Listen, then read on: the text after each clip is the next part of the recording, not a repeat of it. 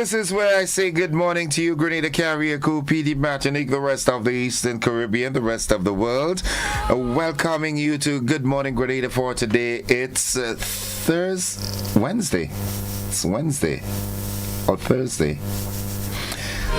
It's Thursday, the 6th day of August. For one minute there, I got, caught up with the day, man. So many things are happening. So many things are taking place, But nonetheless, it's Thursday, the 6th of August, and I'm thankful to be with you this morning once again. I thank you for your company, as always. So it's Thursday, Heavenly Father. On this thankful Thursday, we come before you with hearts full of gratitude.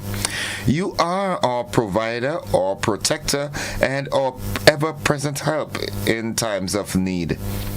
Thank you for the breath in our lungs and the countless blessings, seen and unseen, that you pour into our lives.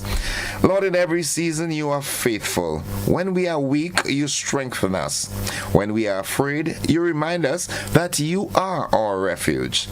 Thank you for guiding our steps, for opening doors we never expected, and for closing the ones that were never meant for us. Fill our hearts with peace today. Lord, let us shine your light and share your love with those around us. We praise you, we honor you, and we give you all the glory. Happy Thursday. It's a new day. Maybe yesterday didn't go as planned and you're not sure how today will unfold. But one thing you can be sure of, God will never leave you nor forsake you. He's with you in every unanswered question, every challenge, every victory, and every waiting season. He is speaking. Listen. God is with you. Good morning, Grenada.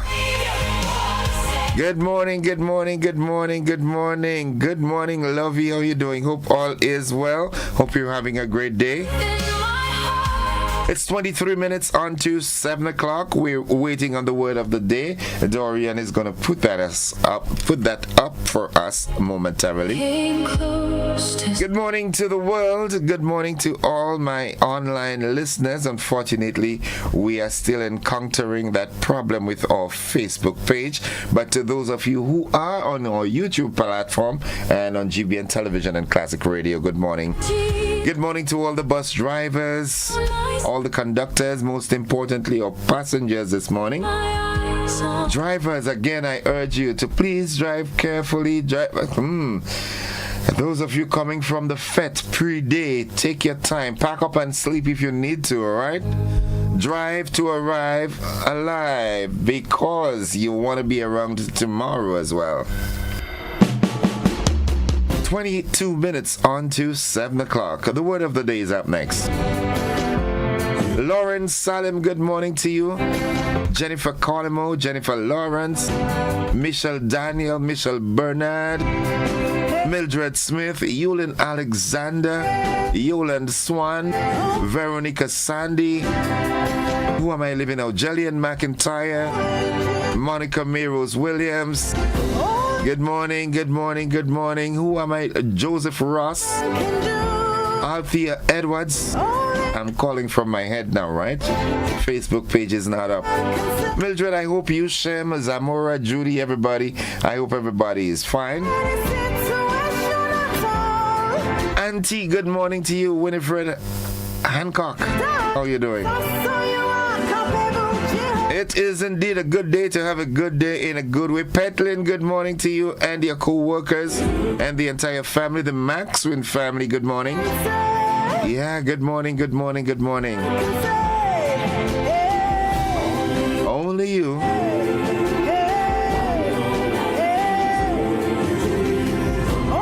For some reason, man, I don't know if it's the internet or what, but the system is just sluggish this morning. Reverend Samuel Caesar, good morning. He's usually with us on YouTube. Good morning to you and the wonderful folks from Carriacou and PD Martinique.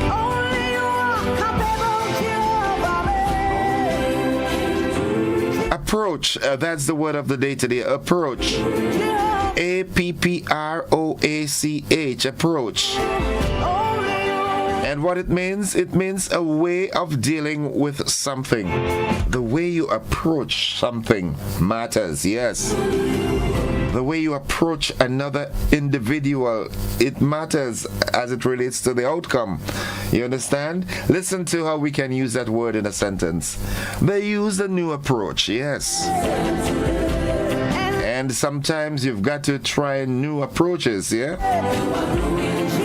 Because you will be only a mad person if you continue using the same approach and expecting a different result. Use a new approach. Try something different. Yeah. Raphael George, good morning. Muscles, my brother. Steve Theodore, good morning, bro.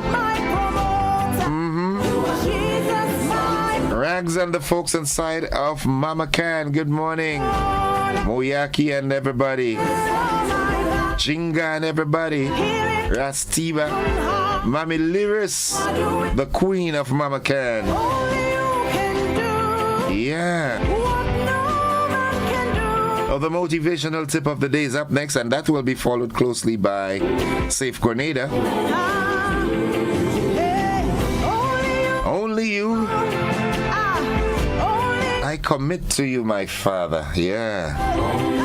I don't always get it right, but you know my heart. You know I'm trying. Circumstances. Yep. But it's all part of your plan, right? That I do know. You're going through something today, man. Just hold on. Don't let go. Hold on. Hold on. What would life be without the challenges? Be mindful that the future depends on what you do today. Yeah, the actions, the decisions that you take and make today, the future depends on them. So don't expect to plant yams and in the future rip carrots. No, they're both tubers, but they're different crops. What you reap in the future is dependent on what you plant today. Susan Douglas, good morning to you. Jacqueline and Kristen Smith. As a matter of fact, the entire Smith family, good morning. The Antwine family in Telescope. Susan, good morning. Raymond. Errol. Donna, Alice, Kim, everybody, good morning. Yeah, it's a good day to have a good day. Julius, good morning to you too. And right next to Hotel Scatter Shots, I say good morning. Splendid songs and everybody, good morning. Safe Grenada is up next. Don't you go anywhere. You know, you've made that choice already. You've made the right decision.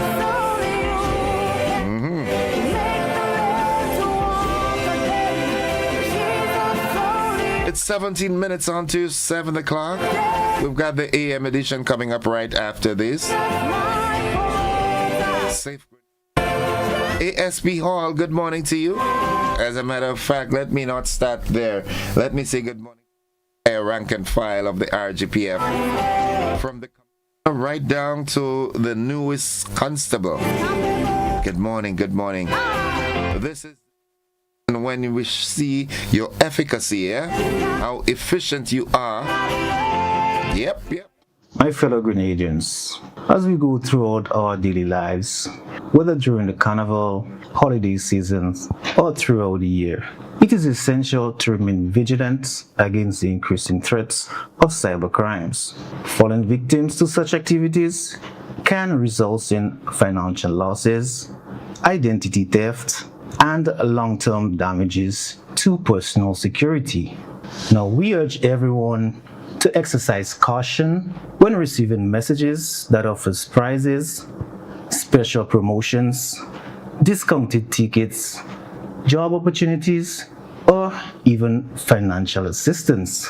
These are often fraudulent schemes designed to obtain your monies or personal information. We advise that you stop and think before you click suspicious links, and always verify information directly from official businesses, organizations, or individuals to prevent being defrauded.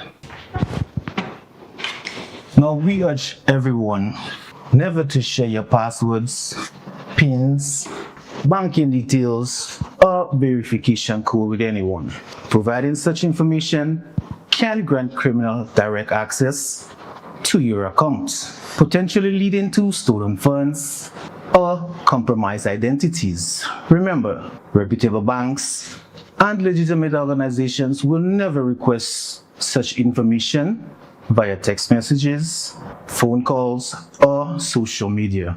Please refrain from using public Wi-Fi networks for online banking or other sensitive transactions, as unsecure connections may result in hackers intercepting your data. Ensure that your devices are protected with strong passwords, biometric features such as fingerprints, facial recognitions, and enable two-factor authentication for important accounts to enhance your personal security and prevent unauthorized access. Now, we know that you love letting your family and friends know that you're having a good time, but please be mindful of the personal information you share online, including your location, travel plans, identification documents, and financial details. Excessive sharing can increase your vulnerability to scams, stalking, and identity theft. Remember, think before you click, verify before you make a payment, and safeguard your information to avoid serious financials and personal consequences. A message from the RGPF, Digital Forensics Unit, and Cybercrime. You heard it. You heard it, right? A word to the wise is sufficient. Folks, it's 13 minutes on to 7 o'clock. The morning edition of news is straight ahead.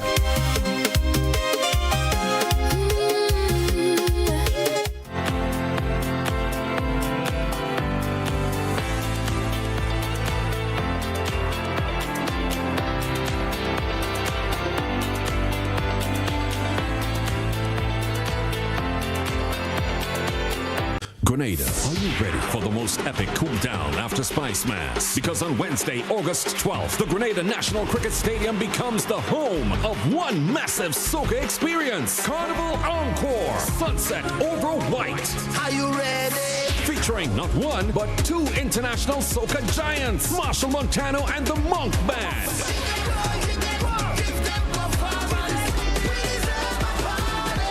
Yes, the band.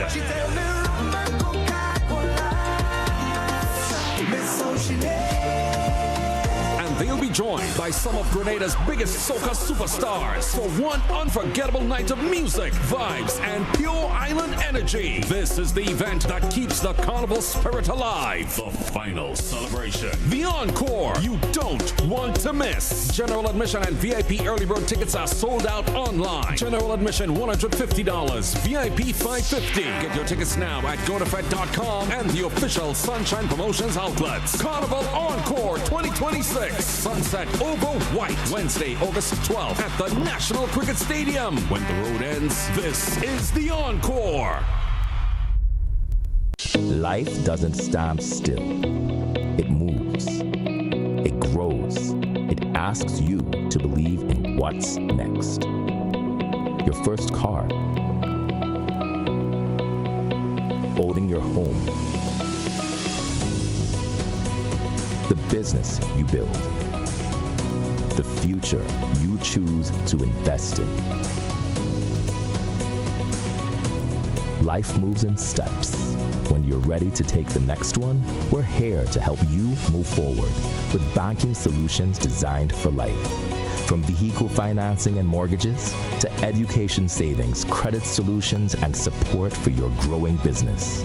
Republic Bank, ready for life, every step.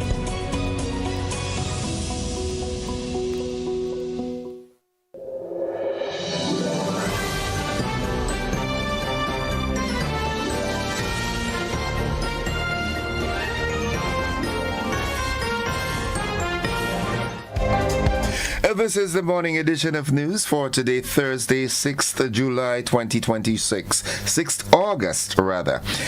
In the headlines, a spice replanting program targets nutmeg and cocoa tree management, and young boat builders preserve Caracou's maritime heritage.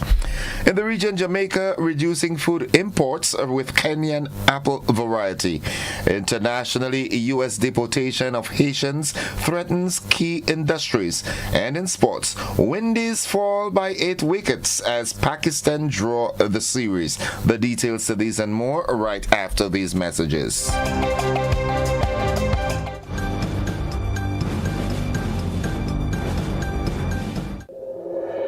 This Spice Mass season, as we enjoy the music, the mass, and the culture, let's celebrate with respect. Respect the people around you in what you say, what you do, and how you celebrate. Respect the businesses, vendors, and workers who help make the season possible. Let's enter every space with courtesy and treat each other with care. Let's serve with fairness, welcome with pride, and show the warmth that Grenada is known for. Remember to respect the environment, our roadsides, beaches, and all public spaces. Avoid littering, damaging property, or defacing buildings. And help keep Grenada beautiful throughout the season and beyond. Spice Mass belongs to all of us. Let's enjoy it fully, safely, and respectfully. This message is brought to you by the Ministry of Tourism and the Grenada Tourism Authority, reminding you to keep Grenada safe and clean. Served Grenada for decades. We are the #1 and largest electrical supplier. Hi, welcome to Sunny Electrical. How may I help? We offer electrical wire accessories, tools, and appliances for all residential, commercial, and industrial applications, which is what we are known for. And we expanded our products with new innovative ways to modernize your home. New homeowners will be captivated in our lighting showrooms. Some more pendant lights here. These are very multifunctional because they can work for kitchens, living rooms, bedrooms. We have a wide selection of lighting, ranging from indoor to outdoor and solar. We are also available for site visit services to assist you with selecting the perfect light for your forever home. We are located at Dusty Highway in Grenada and St. George. Southern Electrical. Best value, expert advice, quality products. We hope to see you soon.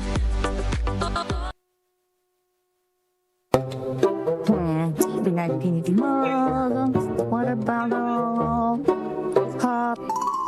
probably drinks? Hey there. Come and find out how you can win from the Flow Summer Rhythm promotion. Get an opportunity to spin the wheel when you sign up for postpaid with your internet account, or even interact with the Flow Summer Girls every Rhythm Wednesday. Hey girls! Just be sure to be part of Flow's summer promotion. Switch today, pay your bill in full, top up, or do one of the transactions mentioned in our promotion so you have an opportunity to win big and keep your rhythm flowing.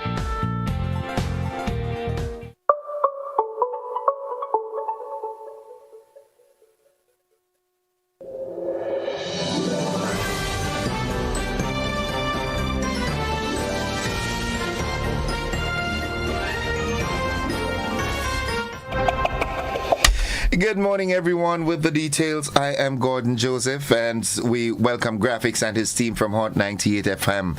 In the local news, nutmeg farmers in Grenada's Southern Agricultural District are receiving practical training in pruning techniques to improve the management and productivity of nutmeg and cocoa trees.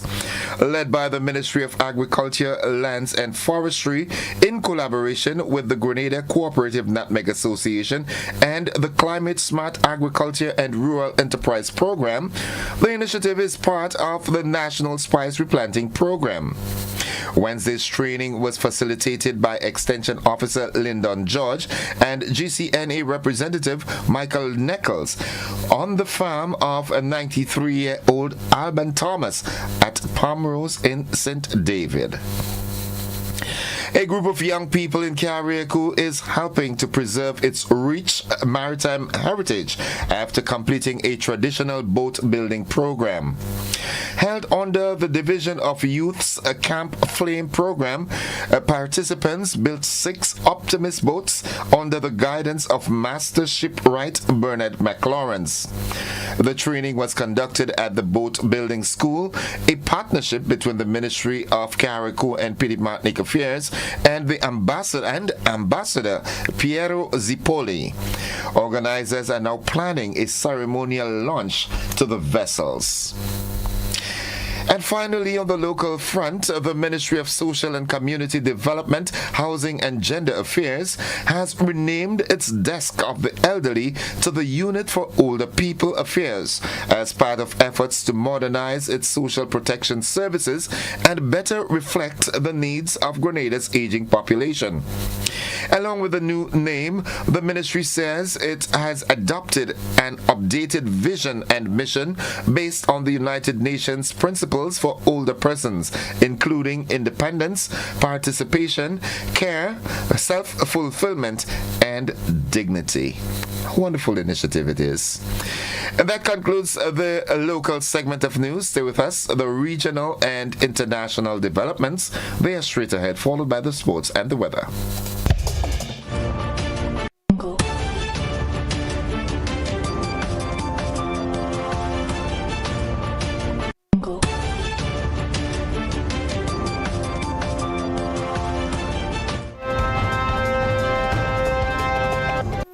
Turning our attention to the region, Jamaica moves to reduce food import bill with Kenyan apple plants. We have more in this OCM report. Jamaica has taken another step toward reducing food imports with the introduction of 100 Wambugu apple trees from Kenya. Agriculture Minister Floyd Green says the trees have been planted at agro parks in Amity Hall, Ebony Park and Parnassus as part of a pilot program to assess the crop's performance under local conditions. The Wambugu apple, developed to thrive in tropical climates, is expected to provide farmers with a new income source while helping to reduce the country's reliance on imported apples. Minister Green says an acre can accommodate up to 500 trees, with each tree capable of producing as many as 500 apples within 5 years. He noted that Jamaica imported more than 1.4 million kilograms of apples last year at a cost exceeding 260 million Jamaican dollars. The project is being led by the Agro Investment Corporation, which will work with farmers to evaluate the crop's long-term commercial potential before expanding production. And now looking further afield, as temporary protected status benefits are lifted for over 300,000 Haitians, the U.S. could feel the impact across the nursing industry, hotels, and more. We have more in the CBS News report. The Chef Creole restaurant in Miami. Now to the fallout from the Supreme Court. Typically bustling with customers. Not today. People are scared. Owner Wilkinson Sejour says it's not just the clientele. After 34 years in business, he's lost his entire management team at 7 locations and will likely have to shut down 2 stores due to the end of temporary protected status. The end of TPS means for me that my future in the hospitality business is almost going to be non-existent. On Sunday, federal officers made an immigration arrest outside one of his restaurants. I voted for Donald Trump. What would you say to the president that you voted for? He sold to me that he is a businessman and that he will be making business decisions. Do you regret your vote? Yes, I do. Despite reports from the United Nations of escalating gang violence fueling displacement in Haiti, the Trump administration has stated the country no longer meets the conditions for TPS designation. TPS holder Farah LaRue has been living in the United States since 2005. We met her last year as she prepared for the end of the program. Today, she's in hiding. There's people that say, well, temporary protection record status is supposed to be temporary. Why are you so focused on temporary and not focusing on protected when the law is about protecting those who cannot go back to their country? LaRue is among the 330,000 Haitian nationals living in the U.S. with TPS. I want the world to know that going back to Haiti is a death sentence. In fact, the State Department has a level 4 travel advisory warning Americans not to travel to Haiti. Haitian Americans that I spoke to said that some have started carrying around their U.S. passports because they're concerned about being targeted by immigration enforcement. Matt? Christian, thank you. And that concludes the regional and international news. Stay with us. The sporting highlights are straight ahead.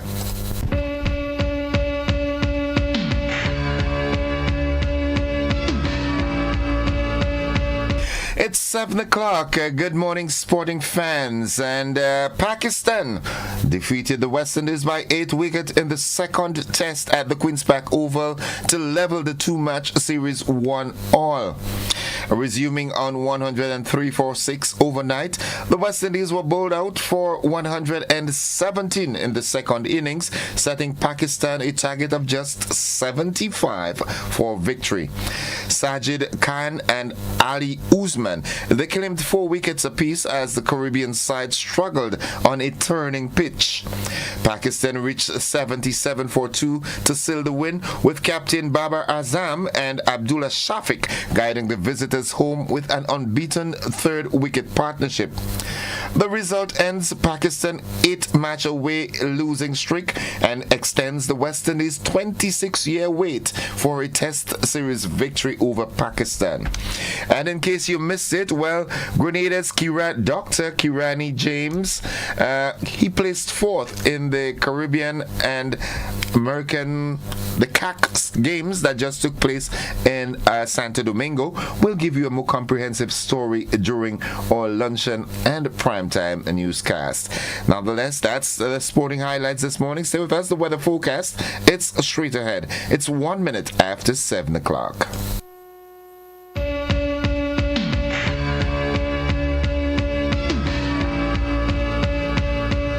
For 40 years, Answer Coatings Grenada has been part of your story. More than paint, it's pride and care in every drop. As the proud manufacturers of Sissons and Berger paint, we've protected your homes and communities for generations. Answer Coatings Grenada Limited, 40 years strong, 40 years trusted. A legacy in every drop.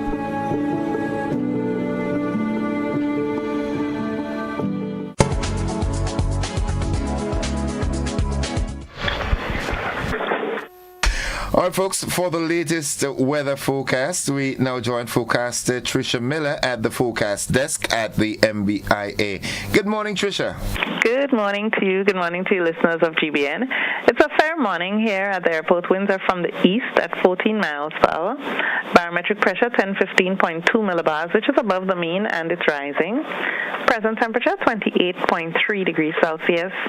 Relative humidity 78%. Yesterday's maximum temperature was 31.5 degrees Celsius, and the minimum temperature last night was 26.4 degrees Celsius.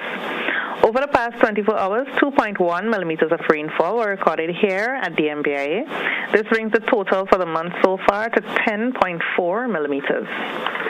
Now the public forecast valid for today and tonight for Grenada, Carriacou, and Petite Martinique. The weather is expected to be generally fair but slightly hazy with a few light isolated showers, mainly overnight. Winds east-northeasterly to easterly at 12 to 22 miles per hour. Today's maximum temperature is expected to get up to 32 degrees Celsius. Seas moderate, waves 4 to 6 feet in open waters. Tides will be high around 9 a.m. and low about 1:45 p.m.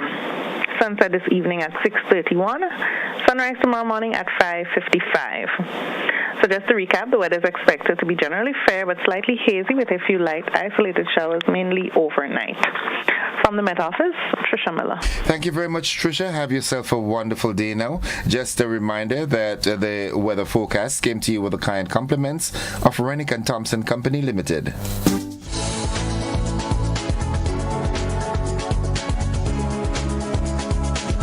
Introducing Tropical Catering Services. The flavor of Grenada for all of life's moments. From intimate gatherings to grand celebrations, we craft experiences you'll remember. Farm-to-table freshness, bold island flavors, flawless presentation, full-service catering for every event. Weddings, parties, corporate functions, and more. Based in Grand Mall, St. George's, Grenada, we bring island vibes to your venue. Relish the moment. We handle the rest. Tropical Catering Services. Catering for all of life's events.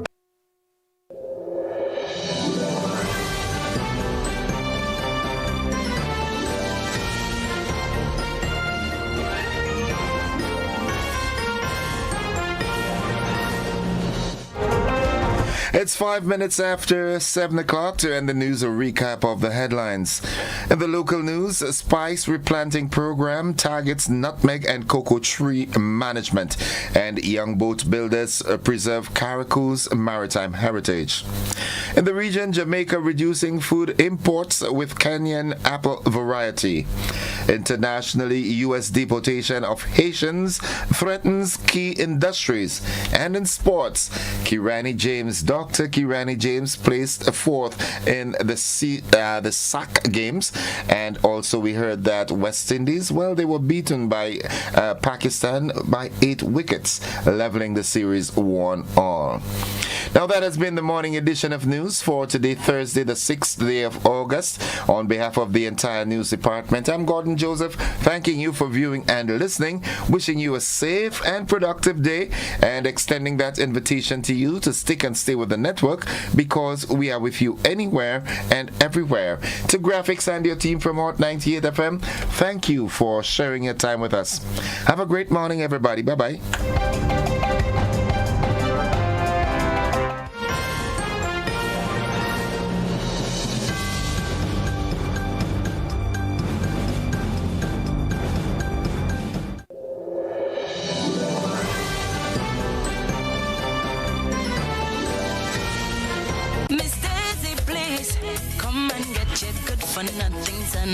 Attention Carnival lovers, as we gear up to celebrate Spice Mass, the Cannabis Secretariat has an important reminder for all residents and visitors.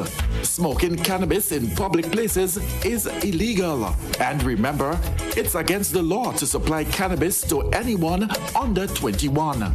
Thanks to recent amendments, you can enjoy personal, medicinal, and therapeutic use in private. But let's keep our celebration safe and responsible. That means no public sales, no public smoking, and please don't engage with anyone under 21. Let's protect our nation and have a fantastic carnival season. The Cannabis Secretariat, guiding responsible cannabis use and awareness in Grenada. Enjoy and stay safe. Come and get your son. Our world is filled with rhythm. Rhythm that's unapologetic, infectious, timeless.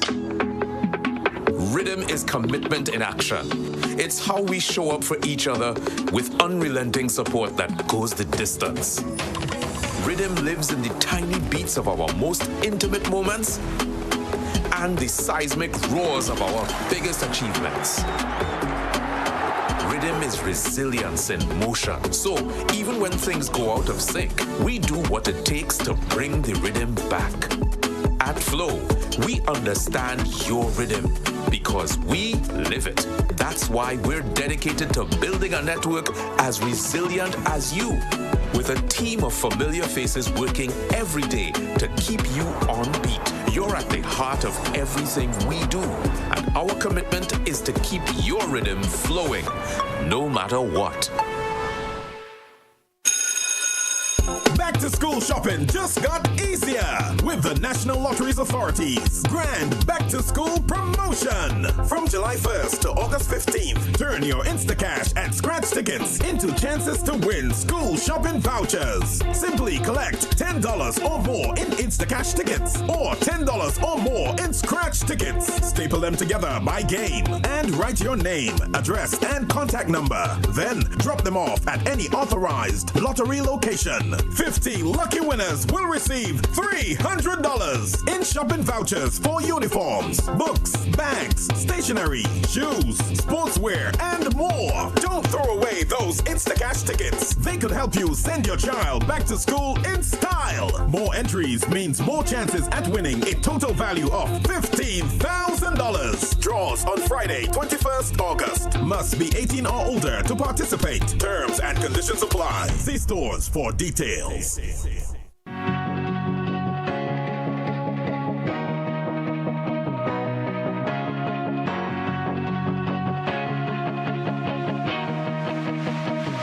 We search for brilliance, looking far, asking wide, not realizing it's been right here all along.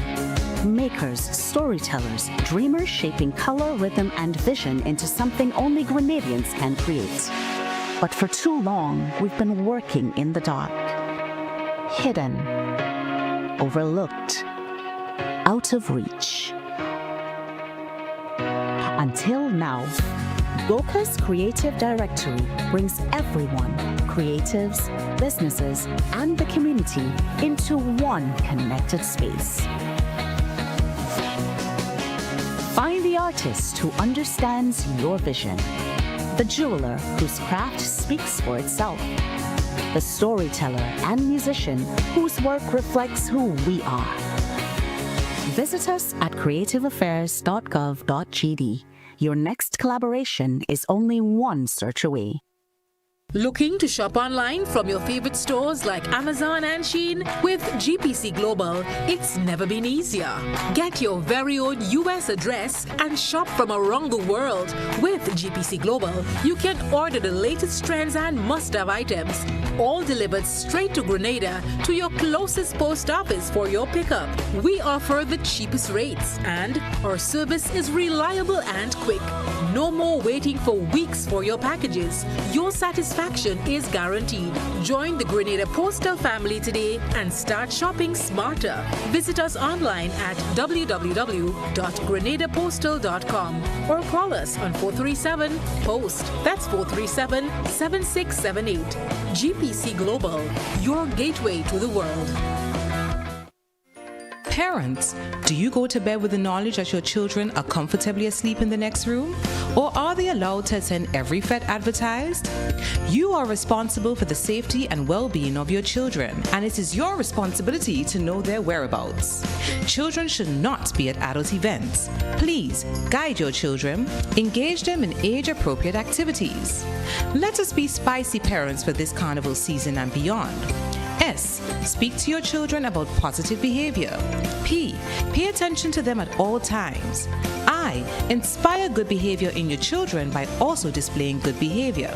C. Check with your children. Always know their whereabouts. Y. You are responsible for your children. Maintain control to keep them safe. This is a message from the National Parenting Program, Ministry of Social and Community Development, Housing and Gender Affairs. In Grenada, sports aren't just a game, they're a way of life. They teach discipline, teamwork, and resilience. They inspire the next generation to push boundaries and chase excellence. That's why the Investment Migration Agency of Grenada is proud to support sports initiatives as part of our commitment to youth and national development. When we invest in sports programs, we invest in the future. We invest in the health and well-being of our youth, and we invest in broadening Grenada's reach, proudly connecting our athletes, our talent, and our nation to a global community. Together, we all go further. The Investment Migration Agency. Unlock the possibilities.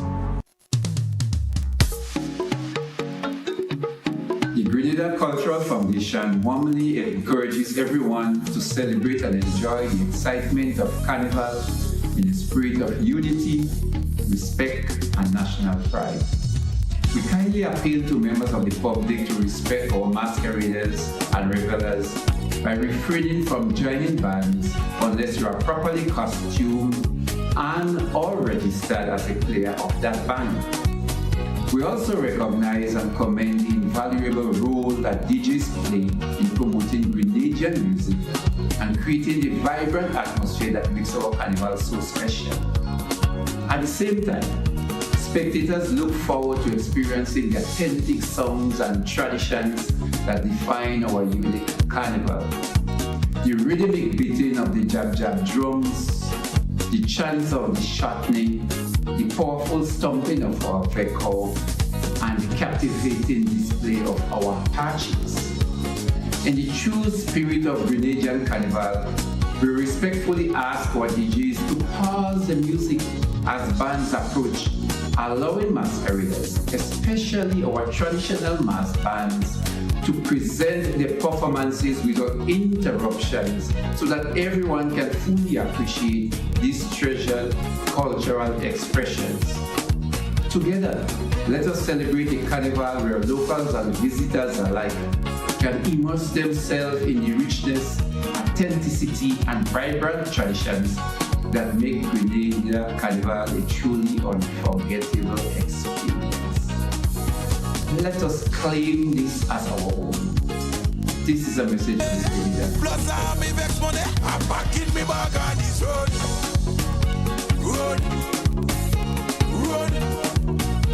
Cause the season open. Greetings one and all, welcome to GBN's Good Morning Grenada. The best way to start your day with your host Gordon Innocent Joseph. News and information, bring your opinion too. Civil and respectful, that's how we roll with you. Good morning Grenada. Good morning Grenada. Start your day right, start your day right. Good morning Grenada. Good morning Grenada.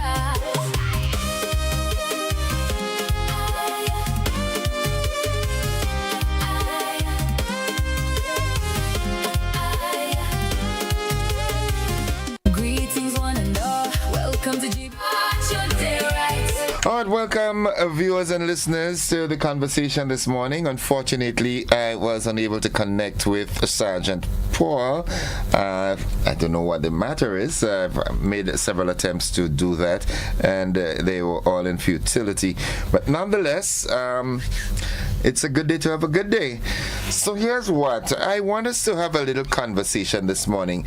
I am going to give a little direction as to where I'd like to go. I am certain that we are all very current. We abreast with what's happening. And Grenada has made a very bold decision through Prime Minister Deacon Mitchell, Honorable Deacon Mitchell, and in terminating that 18-year-long contract with GPG, and it is creating a stir.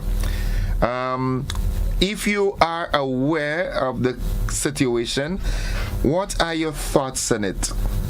All right. The intricate issues, the fine details, I am not fully aware of. But what is in public domain is that I think GPG has given Grenada 7 days in which to reinstate the contract and so forth. What are your thoughts? And in addition to that, with the carnival right around the corner, what advice can you give to parents and guardians? So we're talking on two sides this morning. Whichever one or both you want to comment on, you have the opportunity to do so. We know in August we see a lot of stories and a lot of missing teenagers and missing young ladies and young men too nowadays. What are your thoughts? What can parents do? The RGPF, they're doing a lot in sensitizing the public through the that agency SVU. We have the Ministry of Social Development and so forth, and Child Protection Authority. Everybody is chipping in. But if you have something that worked in the past and you'd like to share, this is your opportunity to do that. So firstly, if you can talk about it, what are your thoughts? Is it a good thing? Is it a good decision? Is it a bad decision? What are your thoughts on terminating that contract, oil exploration contract with GPG? And what are your thoughts? And also if you can share some advice. Good morning, caller. Welcome. Good morning, Mr. Gordon. Morning. How are you? I'm fine. As usual, he is doing a very good job. I try my best. I know. And I know you know who is speaking. Let me tell you something, my brother. There's a lot of people wrong is right. And if the right is still right, which is obvious. I don't think the government going to wake up in the morning and just make a decision after 18 years. If the decision is right, it is right. I will draw reference to tell you something. I asked a man on a radio station this week, I said, why you all don't play the national anthem on morning and evening? You know what he tell me? One, if I want the national anthem to play, check Emlyn Pay and check Honorable Deacon Mitchell. You find that is an answer, Gordon? Well, it's an answer for him, but if I am the recipient of that answer, I would say it's very inappropriate.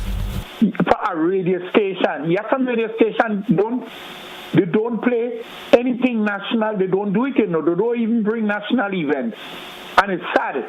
However, I think the government make a based on what they explain, make a good decision, and I think it's in the interest of the Grenadian people.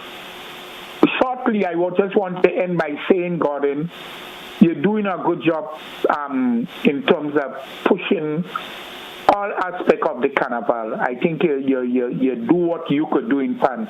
However, something I'm seeing what is shortage in Pan, and I hope somebody from the carnival committee is saying they are not sitting down with the radio stations and them and getting the tunes and them playing on Pan. Right. That is a problem, but they do a very good improvement Pan in the backyard. I think that was always the way they enjoyed. Because every year Angel have St. Paul's and Dimension and River would always have the people come out in the village.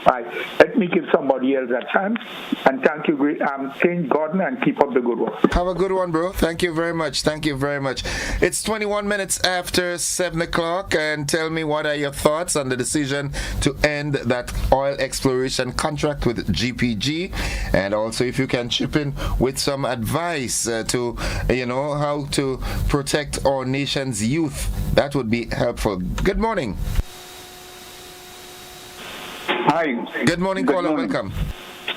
I'm on it. I'm just trying to find out something. Is Trinidad have a monopoly of playing music throughout the Caribbean Carnival? I noticed they have 6 vehicles, trailer trucks.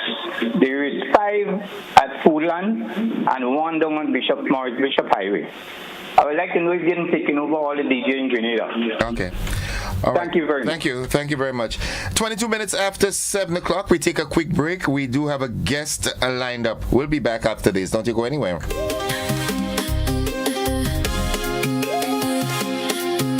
Today with your host Gordon Innocent Joseph. News and information. The Grenville Cooperative Credit Union introduces its new digital platform, managing your finances at any time from anywhere. As a part-time student, balancing work and studies can be a real challenge. But with GCCU's digital app, these worries are no more. My parents can now remotely transfer funds to my account, and I can check my balance at any time, giving me the freedom to achieve my goals. My days can be long and tedious. With this app, I can ensure my loan is paid on time, transfer funds to someone else's account, and check my balances. I don't have to rush to do business during my lunch hour or after work anymore. With this app, I can request checks to pay my suppliers, letters for my business transactions. I don't have to leave my farm to go stand in line. The Grenville Credit Union digital platform. It's convenient and secure banking right at your fingertips. Download the app today from the Play Store or App Store, or call 442-8602, 459-4325, or 416-8467 for further information.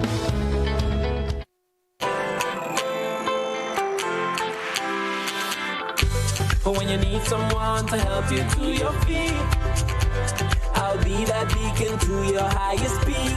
Oh, I'll be right next to you, no, I will never leave. Come on, take my hands, we got everything we need. Cause you can look to me whenever you're in need. Just call on me and I'll be on my way. I'll be by your side, never to divide.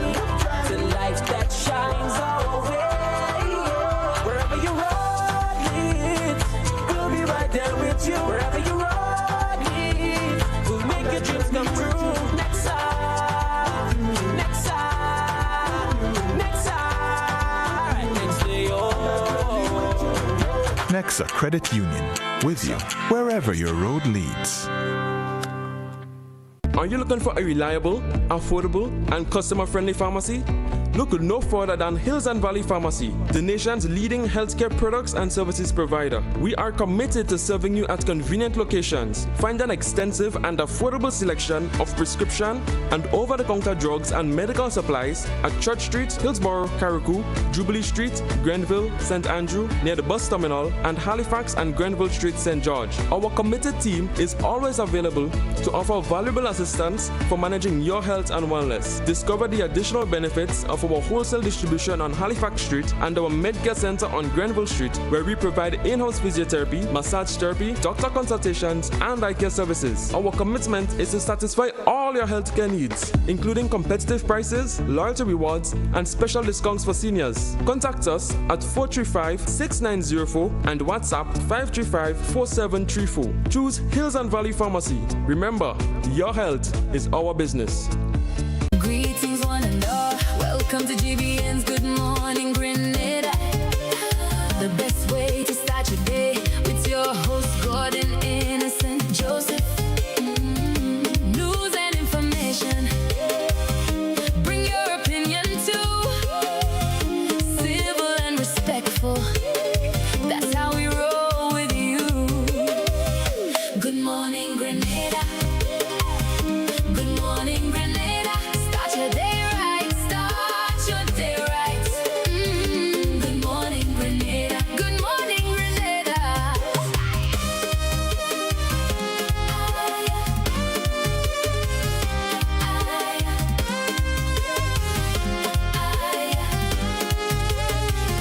Greetings, one and all. Welcome to GBN's Good Morning Grenada.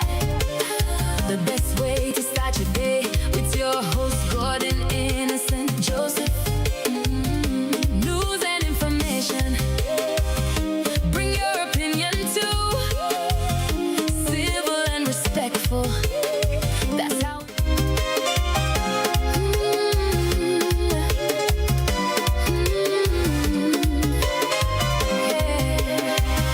Greetings, one and all. Welcome to GBN's Good Morning Grenada.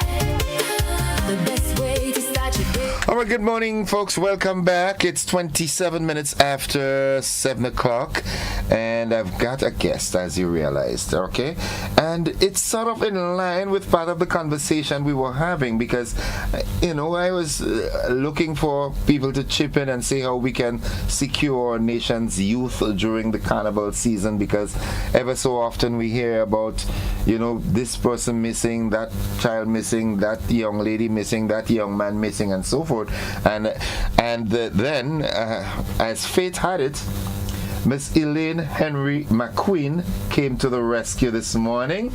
She was asked by us here at the GBN to come and chat with us. She is a gender specialist. She wears many hats, but this morning she's, in that role.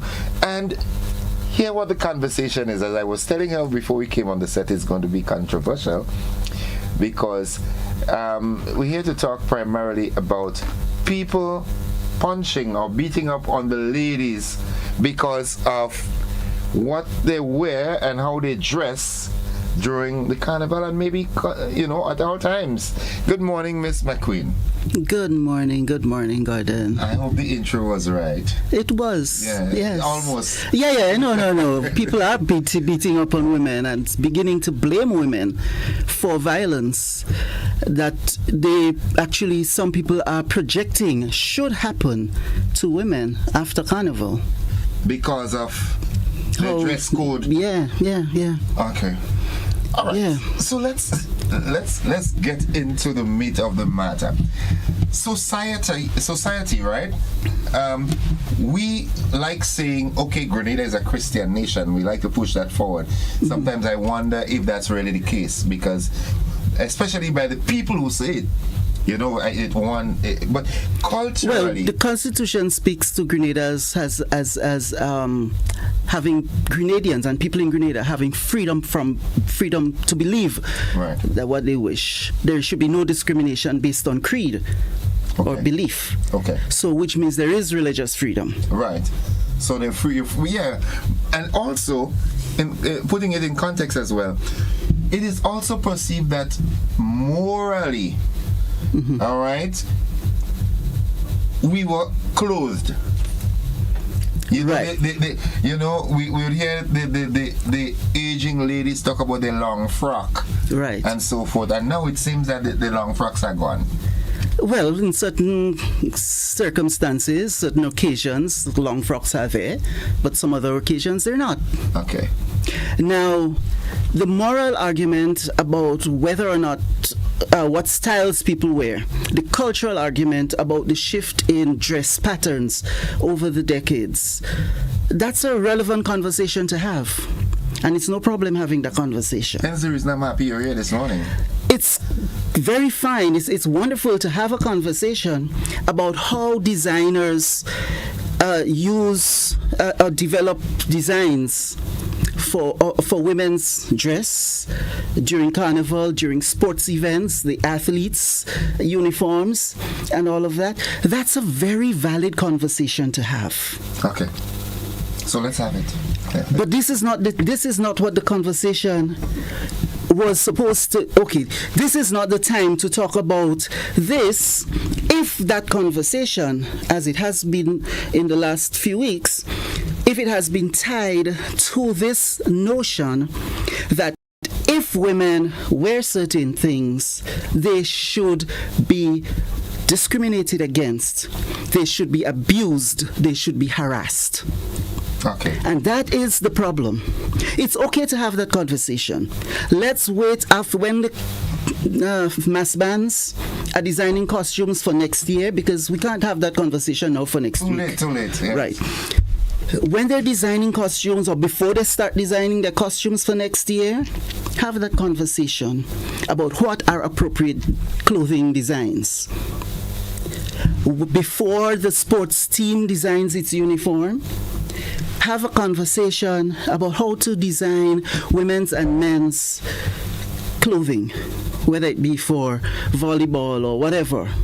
Why are the designs so different for males and females? And what are the beliefs, what are the ideas that go behind it? And these are very valid conversations to have. But it is not a conversation to be mixed with an idea that a woman should be harassed or punished in some way if she chooses to wear a design that some person or people do not like. Okay. Yeah? And that women should be disrespected, because that's actually what I saw going around in social media, talking about ways in which some people giving advice on ways in which to disrespect and abuse women.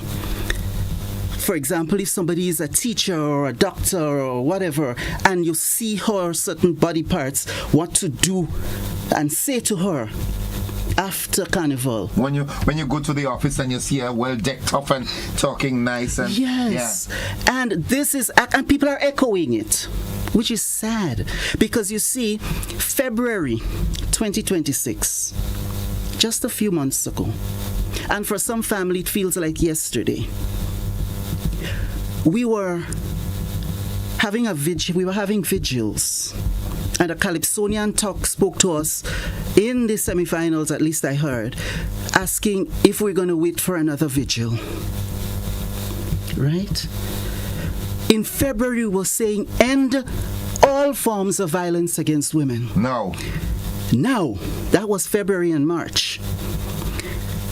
And in July, we're seeing people saying if women choose to wear a costume that had already been designed and paid for, and of course to get the permissions to have a mass band and all of those things, I'm sure there are things in place. We're not talking about people breaking the law, and even if they were breaking the law, we have no business talking about how to an individual, including children, should disrespect another human being in Grenada. And there are people promoting disrespect for women and girls. And that is a problem, and that is a bother for me. And I know it is a bother for a lot of other people too. Because we cannot build a society that is based on giving permission to abusers and potential abusers to disrespect and abuse women and girls. And we should be reminded of that because of what we went through in February and March of this year. Even if we don't remember what happened years before.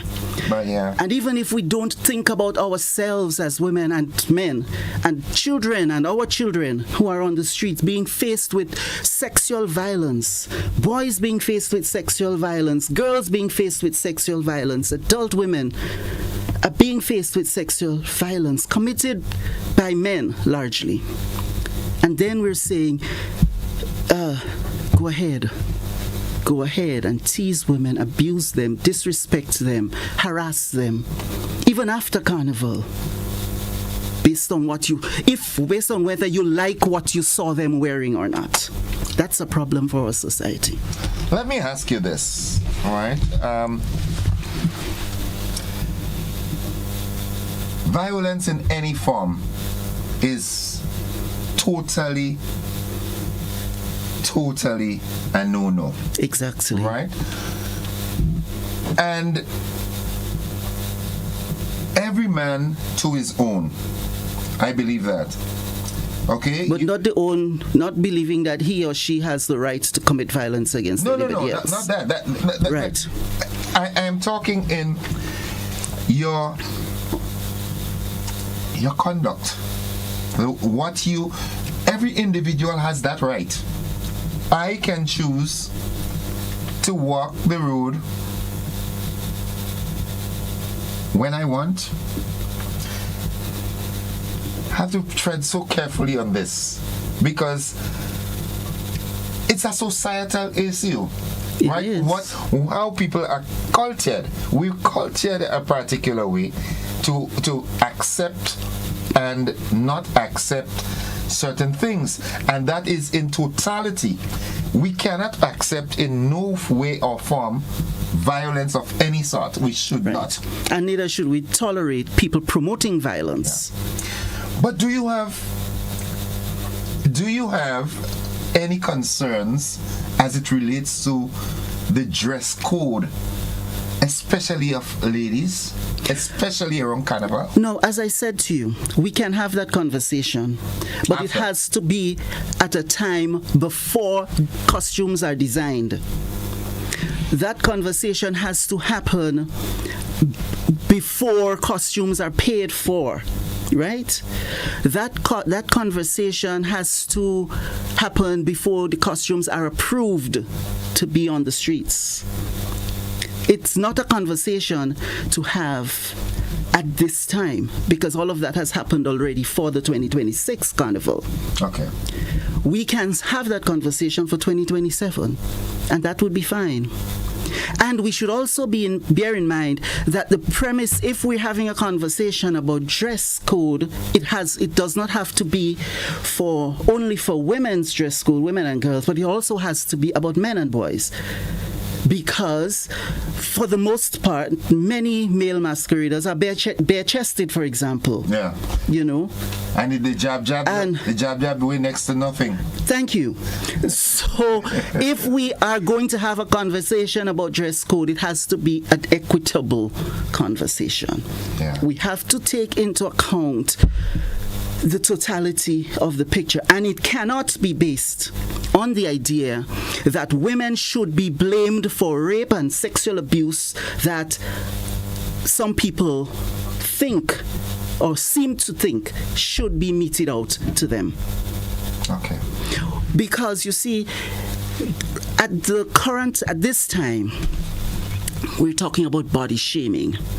Because there are comments going out there about who looks good in it. It doesn't matter whether your opinion of her body counts. That should not matter at all. You know, that's her choice. Right. One man's poison is another man's precious material. Right. Think of the online harassment. Think of people taking people's photos. Yes, they're in a public place. But if now this culture is building up about punishing and maligning women and harassing women and girls based on costumes, think of the potential for online harassment and victim blaming if something were to happen. A few months ago, we heard of an incident about a rape, and another question came up about whether or not the woman should have taken a ride on a bike. The question was not why should a person offer a ride to a woman without being able to control his own behaviors and not act violently against her. That should have been the question. Yeah. Why is it, should a person ride around in the night on a bike? Was he looking for a woman to give a ride to use a ride as a pretext to find her? Could that be an intention? So in essence, we're having most of the times we're having the wrong conversation. We are having the wrong conversations. Yeah. You see, we are finding ways to excuse the offender and potential perpetrators for the crimes that they already have committed or would like to commit against women and girls. But there's a word you used earlier, equity, right? In treatment of situations. Maybe our educating of our people, as we'd say, the growing population that we have now, the growth. Mm-hmm. The women, maybe they're educated to know that, or cultured now to know that it's my body, I can dress as I want, but maybe the men in some cases are not able to maintain that. That's her body, she dresses how she wants. I have to control what I see and how I react to what I see. Right, maybe. But maybe it is beyond knowledge, it's more than knowledge. Maybe it's part of a belief system. Right. Because we have had a belief system that says that projects the myth that women provoke abuse. Women cause the abuse, whether it's physical violence or sexual violence that is committed against them, and we have to find some way to blame her, right? We say things like she looked for it, why she went out alone, why she take that ride, why she wear a short skirt, and now we're talking about why she wear a carnival costume. What was she playing? If she dressed up too much all the time, we say what she was playing, dressing up so for, right? And in some cultures, you see, the conversation is why did she let her hair or her forehead stay exposed? So we find ways of blaming the victim, and that's part of a tradition, a belief system that we have inherited that says to us that women can be violated and controlled, for not just because of how they dress, because of anything. Yeah. Why didn't she cook the food on time? Why did you give me my food so cold? Exactly. Yeah. Where is the fork and the spoon on my table with my... Just as I like it. Oh my God. We find all kinds of reasons, and in July I saw being put on the table that continuing excuse about how she what she wears, what she put on her body. And that's a pattern of blaming the victims when the victims are women and excusing the offender. Because now think of the potential for a matter going to court. Say there is online harassment. and the matter is going to court and so on. Maybe the matter should be going to court. If the police officer thinks, well, she was wrong in any event to wear a bikini outfit for carnival, that matter could be swept under the carpet. It can be swept under the carpet. Just in case it is not swept there and it goes into the court and the witnesses and the judge or the magistrate or the prosecutor or somebody in there is harping onto that as an excuse, even if the offender is found guilty, the person might be given such a menial penalty that it matters not. It's like a slap on the wrist. Right? So that kind of belief goes a very, very, very long way. And I know that because it has already gone a long way.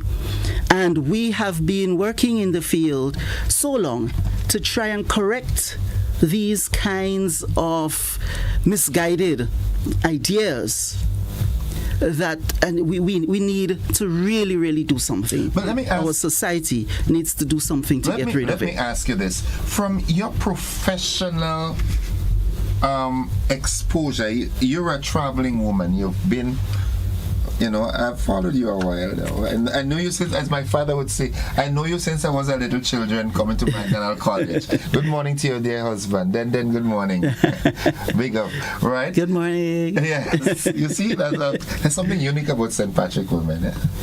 Yeah, something unique. I don't know what it is. Okay. I'm still trying to put my finger. You all are special. Okay, well. Special. All right, great. Do you think...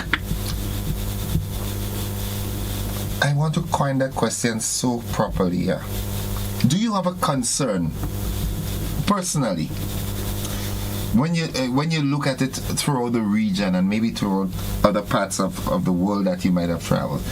Are you not concerned with the dress code of our men and women?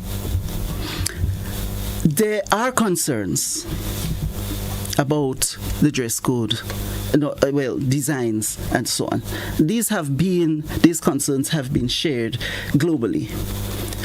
Not necessarily accepted by all, but certainly shared, right?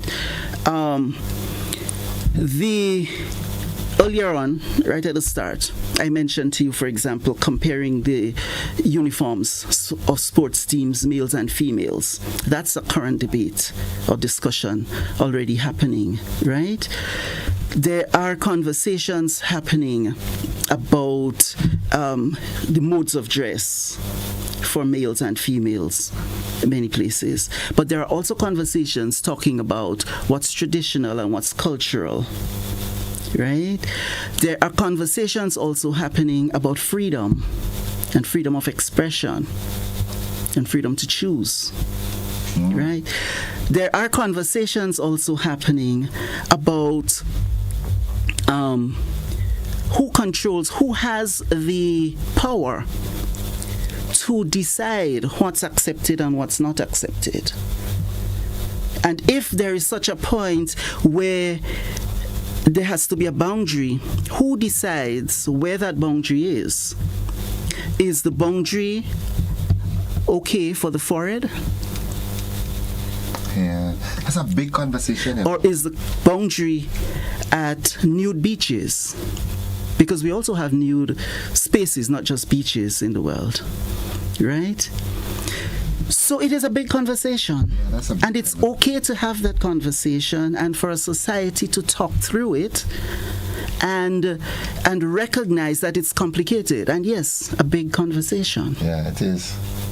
What is not okay in any society is, or should not be okay in any society, is for some people, in the absence of a law or in the absence of some set regulations, agreed principle, legislation set in parliament, etc., that individuals should claim that other individuals or themselves have the power, the right, the authority to decide if they accept or approve of another person's dress.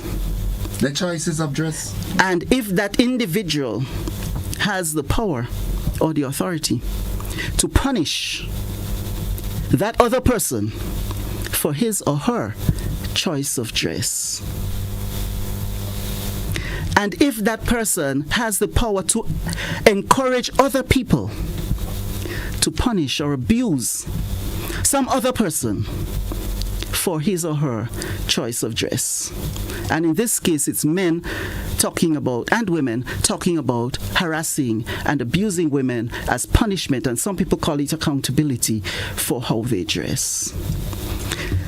At a time when thousands of costumes have been approved and bought, and people are to go on the carnival, in a time where carnival is about freedom and self-expression and cultural expression, and now somebody or a group of people have begun this thing, almost a campaign, and others chipping in and agreeing that women should be punished, abused, violated.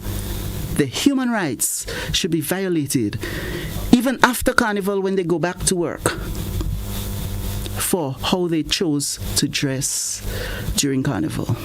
Okay. And that is a problem. If somebody has not broken the law, that person is within the right to choose their behavior. And if the person has broken the law, then the person should be reported to the relevant authority for breaking the law. They should not be punished. We're not a society where we can single-handedly, or even as a small group, just decide on our own that we do not approve of a certain behavior, so we will punish you. No, that's not the nature of our society. We're supposed to still be a peaceful society, a harmonious society. Right? Okay. And if we want to maintain that, we have to teach that everybody has to respect everybody else. And a person does not have to prove that they deserve respect.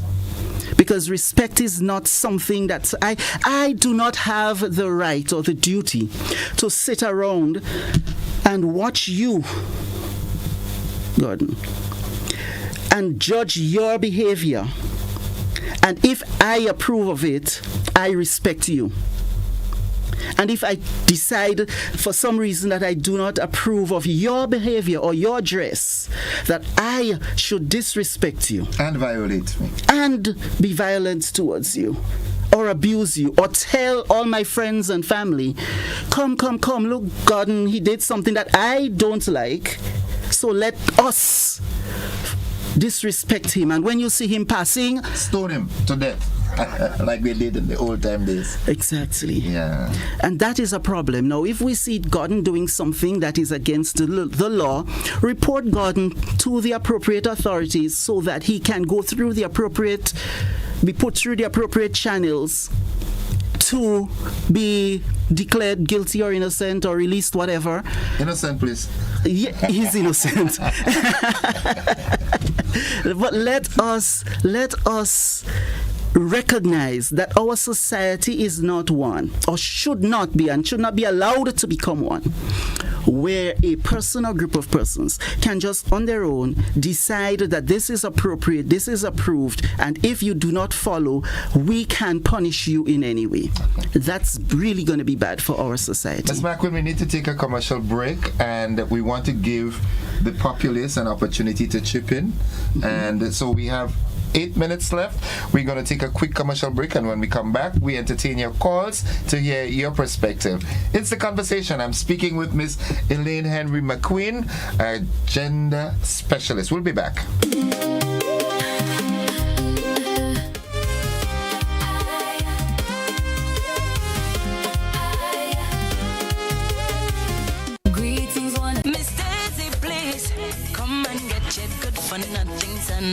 Attention Carnival lovers, as we gear up to celebrate Spice Mass, the Cannabis Secretariat has an important reminder for all residents and visitors. Smoking cannabis in public places is illegal. And remember, it's against the law to supply cannabis to anyone under 21. Thanks to recent amendments, you can enjoy personal, medicinal, and therapeutic use in private. But let's keep our celebrations safe and responsible. That means no public sales, no public smoking, and please don't engage with anyone under 21.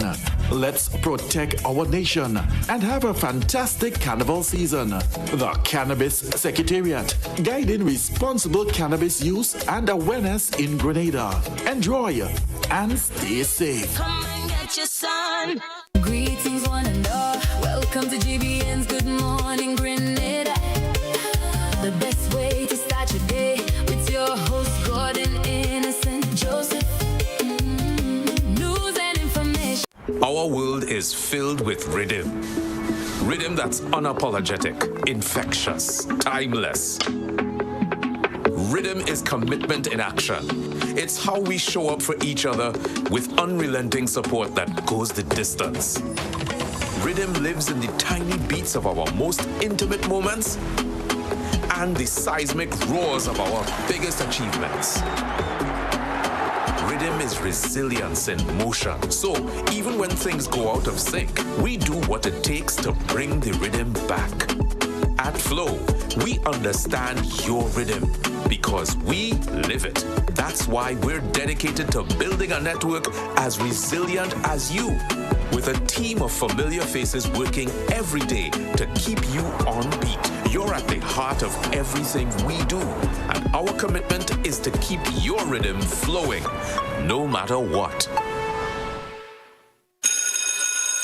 Back to school shopping just got easier with the National Lotteries Authority's Grand Back to School Promotion. From July 1st to August 15th, turn your Instacash and scratch tickets into chances to win school shopping vouchers. Simply collect $10 or more in Instacash tickets or $10 or more in scratch tickets. Staple them together by game and write your name, address, and contact number. Then drop them off at any authorized lottery location. 50 lucky winners will receive $300 in shopping vouchers for uniforms, books, bags, stationery, shoes, sportswear, and more. Don't throw away those Instacash tickets. They could help you send your child back to school in style. More entries means more chances at winning a total value of $15,000. Draws on Friday, 21st August. Must be 18 or older to participate. Terms and conditions apply. See stores for details.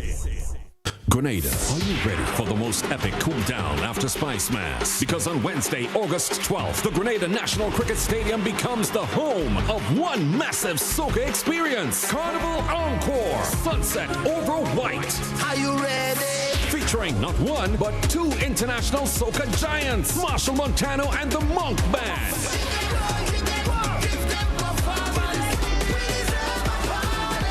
Kiss the Band.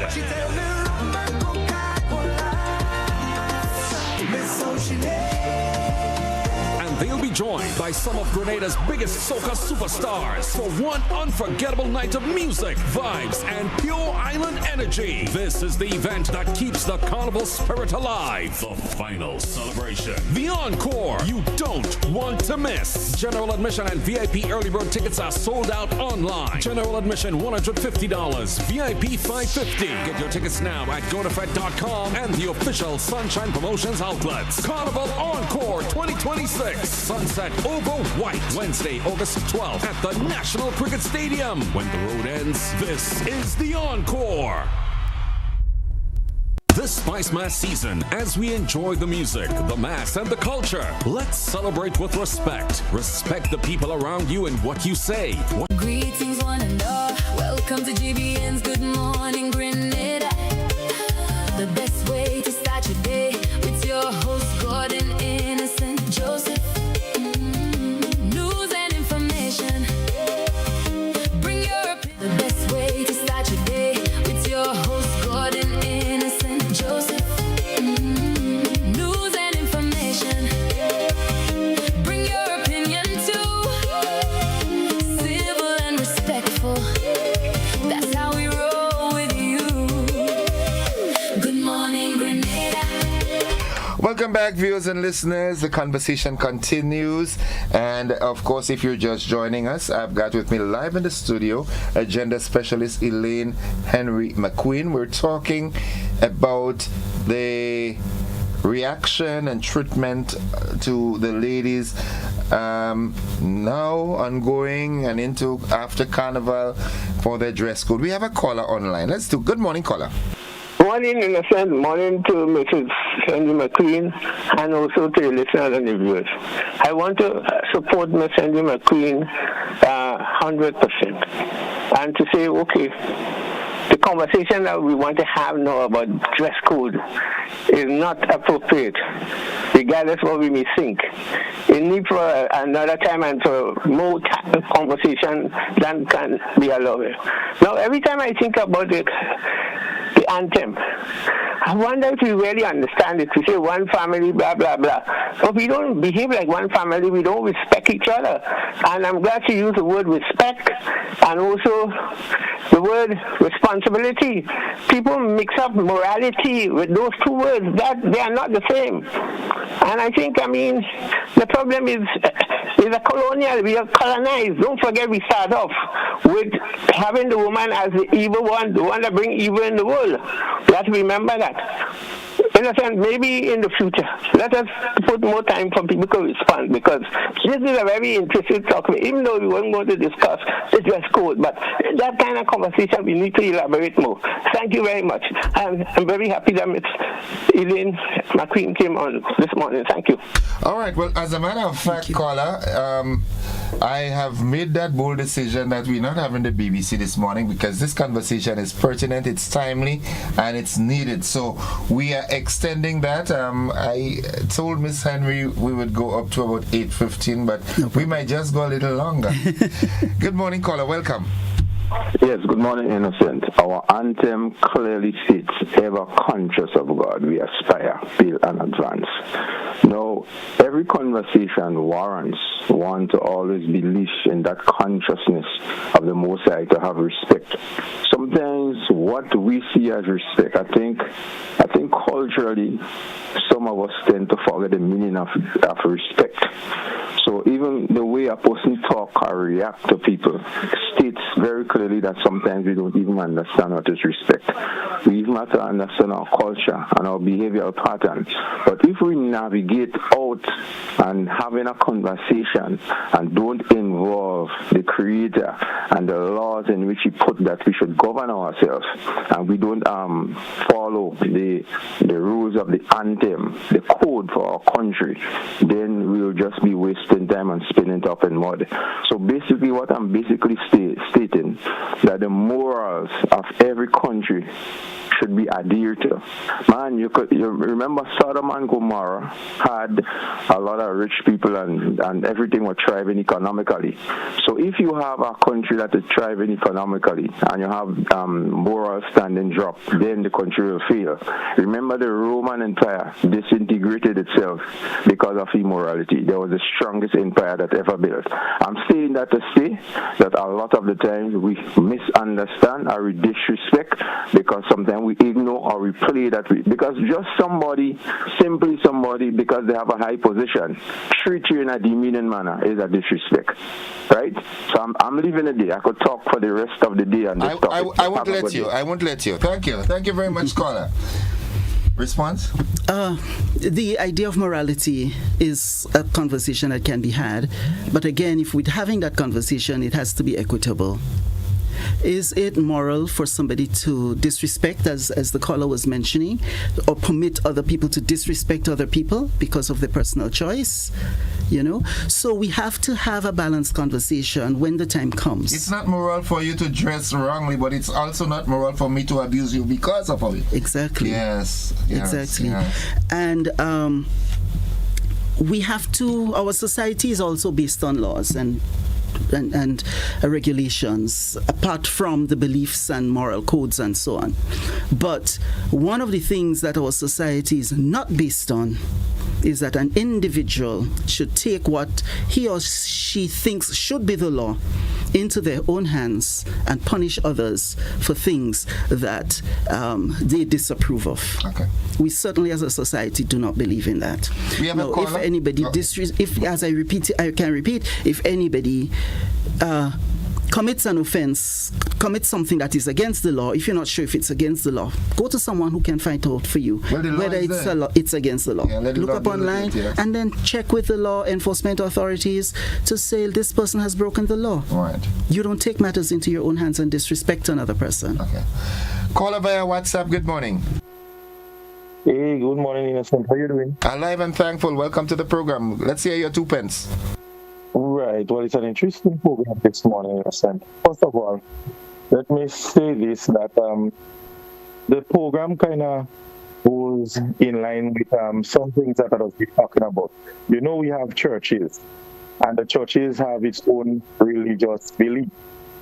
And do you know, but sometimes we get it mixed up and we add too much of legalism into the church and we separate the religious belief from the church. It's too much of human belief end up taking charge of the religious beliefs from the church. Instead of we follow God and faith, we major in minors. Sorry.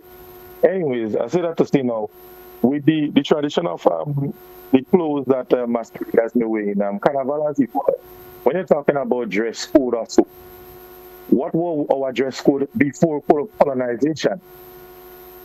If you go back to the biblical days, man and woman in the Garden of Eden were naked. That's all I say, we walking naked. Take me back. So, this is a debatable conversation. However, some people may see it of the view, for example, as teachers, they may say, okay, as a female teacher or a male teacher, you know, you're coming back to a classroom and you may want to set an example outside there, so it may be wrong in their eyesight with the clothes that they wear in masquerade. But at the end of the day, we still have to be balanced. Remember, they have a life too. And they could masquerade responsibly. So if we still want to be stuck, and that's important, we need to understand that if we want to be stuck in the colonization ways, there will always be the type of things with what we're wearing on Carnival time. But the people spend good money to go on masquerade, and they are entitled to that. Are they breaking any laws? They're not breaking any laws. Is there any legislation to say here is a dress code for you to walk the road on Carnival Day? There is none. You understand? It's a culture. We have to embrace it, and we have to embrace the changes that come with it. And no one should be verbally abused. I normally see these things on social media. Look at what they're wearing. Look at what they have on them. But, you know, don't you know we go in other country and we embrace other countries' culture? Of course. We don't complain about it, you know. But Little Grenada, just over 100,000 persons, we always have an opinion with how a female may tend to dress. And you know what I'm saying? They look real good. Some of us just go outside to watch them and to enjoy the mask and to see how the clothes fit them. It works for some people. It really works. Okay. And big up to all the roly-poly society. You have to be comfortable in your own skin. Okay. Thank you. Have a good one, Innocent. Thank you. Thank you very much. Well, thanks for the support. And as you've said, different cultures and cultures past and present vary. And we have to take that into account as well. Yeah? All right. Someone says here, voices like Mrs. McQueen's should be the more dominant ones on our airwaves. Invite her more often. Perhaps with constant engagement, we can fix or make more inroads into the societal problem. Can't believe conversations like this are still necessary in 2026. Sadly, I can't believe it either. Thank you very much. Thank you again for the endorsement. There are some places in Africa that's how you dress. Not just Africa. You go through the entire, when you look at many of the cultural performances, cultural dances, whether it's from the Fiji Islands or the Pacific Islands, when you go through Asia, you talk about belly dancing, you talk about so many different cultures. Once you speak traditional culture, you see things and we get to appreciate that life is not about a jacket and a tie every day, even in the hot sun. But that's colonialization. Well, a caller mentioned that. So. Yeah, that's it. Let's take this call. Good morning, caller. Good morning, Miss McQueen. Good morning. You are right on par. And I think the individual who interviewing you right now is a man that is very knowledgeable of a lot of things. I went to Africa, and I talking about 79, 80, and different parts in Africa, South Africa, all about. And you talking about daily dress code? Our problem in Grenada, we talk too much, we see too much, and we complain too much. Go in them place and tell them people about the culture of what they have on. And I don't want to stick on that. My valued point this morning, do you know as an individual, is one day, but Christianity used to be 85%. It come down to 6 or something. Then it come down to 30s. I think they're about 11 now. You know the reason why I say that? All different tribe and all kind of things living in Grenada. All different religious people. One day you just know when you hear Christian in Grenada. Hey, do you know what is that, Miss McQueen? Sundays. Huh? When on Sundays? Sunday? You dreaming? One day, you know, in the churches now, they just pass around with a liquor saucer and think they could collect the liquor pitons. You know, when it's Old Year's night, they have to have pigtail buckets. I say that to say, everybody know where the church is when it's Old Year's night. Praying for that bell to ring. They say, look at New Day, they make the New Year. All of them put in $100 bill, who put in check and hugging up one another. As they coming out of the church, oh God, you see what Mary have on this, so she couldn't do better than that? Hypocrisy.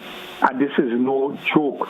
You look at what's going on back to back. They just give one priest 13 years in Trinidad. They have another one now in Barbados. The sentencing him tomorrow, Friday before, the carnival ended. That's tomorrow for troubling little boys and little girls. So this is about Christianity. Grenada is not, and I repeat, is not a Christian country. They just talk too much, they see too much, and they hate too much. Thank you. Thank you, caller. There is certainly a wide range of belief systems, religious beliefs in Grenada. It is a wide range. Okay. Mm-hmm. Caller, good morning. Good morning, Innocent. Hey, welcome. And to my long-time friend, I haven't seen her in a long time, Miss Lady McQueen. Good morning. She's my friend before yours, so behave. No, man, I'm from St. Patrick, stop that. Okay, all right, you win. You came and be educated in St. Patrick, so. You turned a Chinese this morning, you win. Yes, well, and Miss McQueen always have different views on some of the things that she comes up with. One of the things that I want to address in that whole scenario is that I don't believe the utterances of one or two persons should be plastered as the general sentiment of the population. That is my first comment. And I think I'm hearing that coming from her. Additionally, when we were all born, we were born in a society, in a country that had a certain culture of dress. We were not born in Africa. We may have been African descendants. And there are some countries in Africa, when the children were born, everybody was naked. That is what they grow up to. That is what everything about them, that is what they know. So you cannot compare the culture, the customs of Grenada to that of a country in Africa, or Brazil, or the US. We are Grenadian, and what we are cultured with is a certain standard of dress. I remember when I was growing up, when a girl jumped with her skirt, because there wasn't much pants in those days, and we see they have a slip or the panty, they used to feel ashamed.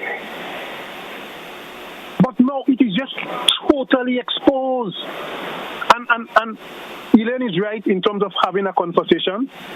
And I believe most of the time when you blame men, you are not talking, you are not raising the issues that are causing men to reach to a certain stage of reaction. I'm not condoning the action. If if you drink rum, you will get drunk. Plain and simple. You will not get sober by drinking rum. So if a man sees certain things, obviously it will stimulate him. Where is the avoidance? If you was a drug addict and you want to get away from it, you don't continuously keep going into a rum shop. You have to avoid it, because that is one of the measures that you would use to stay sober. So the topic is very big, and both sides. What some women know are dressing naked in carnival more than what you see on Grenada Beach. This is unacceptable from what we know, born and grew up with, and we cannot accept that as standard. Be it Christian or whatever country you want to call it, that has nothing to do with it. We are accustomed seeing our people dressed in a particular manner.